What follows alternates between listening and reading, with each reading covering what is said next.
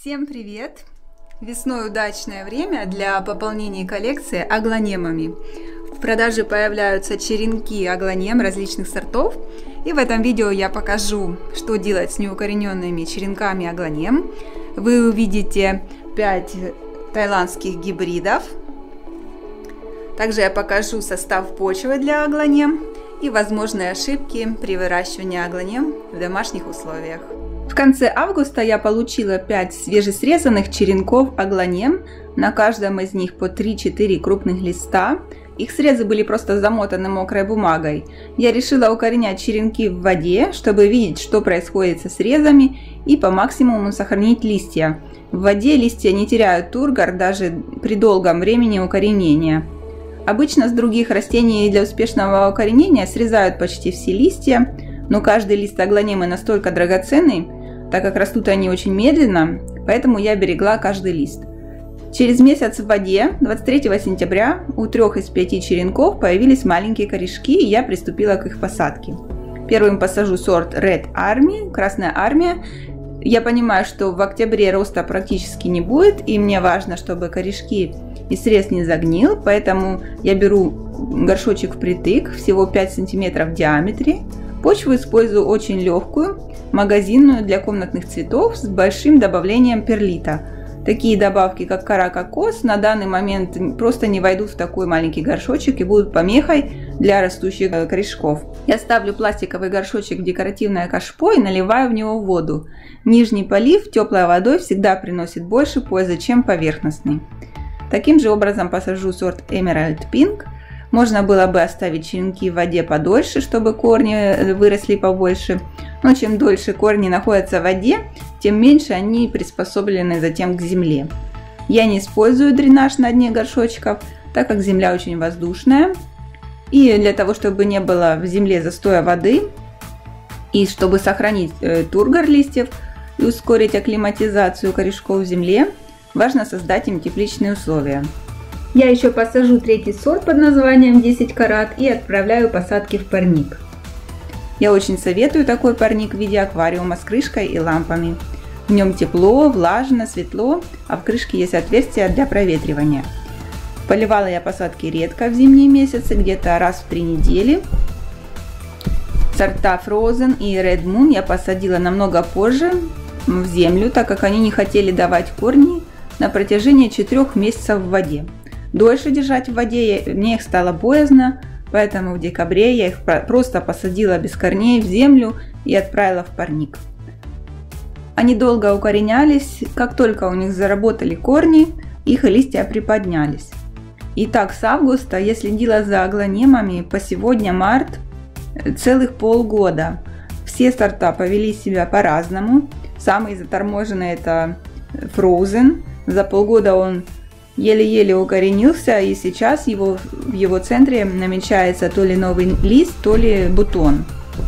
Первый долгожданный прирост у черенков аглонем меня удивил. Новые листья растут в 3 раза меньше, а аглонема Red Army вместо листа выдала бутон. С ней у меня случились проблемы, об этом чуть далее в этом видео, а сейчас я покажу состав почвы для аглонем. Почва для уже укорененных юных и взрослых аглонем отличается от той легенькой, что я использовала для укоренения черенков. Я приобрела взрослую аглонему сорт Super White. Как обычно, она пришла от продавца в чистом торфе, и мне нужно ее пересадить в грунт для ароидных. Я смешиваю почву самостоятельно, но в продаже можно поискать готовую почву для ароидных. В ее состав входят биоземля на основе компоста или гумус, верховой торф, перлит, перепревшие еловые иголки, мука корицы или древесный уголь от гниения корней, кусочки сосновой коры или кокосовые чипсы. Они очень разрыхляют землю, а кокосовые чипсы еще и напитываются водой и тем самым удерживают летом влагу в почве. И крупный песок. Обычно я добавляла магазинный песок для газона, а теперь у меня есть смесь пемзы и лавы. В качестве органического удобрения я добавлю роговой или же костной муки. О правильных пропорциях составных такой почвы я могу только догадываться, насыпаю их на глаз. В результате должен преобладать гумус, а остальные компоненты сильно разрыхлять его. Не стоит сразу же ждать бурного роста после пересадки аглонем и усердно их поливать. Корневая система долго привыкает к новой почве, корни нужно содержать в стабильной влажности, но не заливать их. Я даю хорошо просохнуть верхнему слою почвы после каждого полива. Естественно, я не удобряю свежие посадки первые 2-3 месяца. Итак, я показала уже первые 2 пункта из 3, как укоренились черенки в воде и состав почвы. Смотрите дальше, чтобы увидеть, какой ошибки стоит избегать при выращивании аглонем. Моя аглонема Red Army внезапно стала желтеть листья. Я решила, что ей чего-то не хватает, например, места корням в горшке. И несмотря на зиму, когда я не переваливаю, не пересаживаю растения, я решила ее перевалить в горшочек побольше.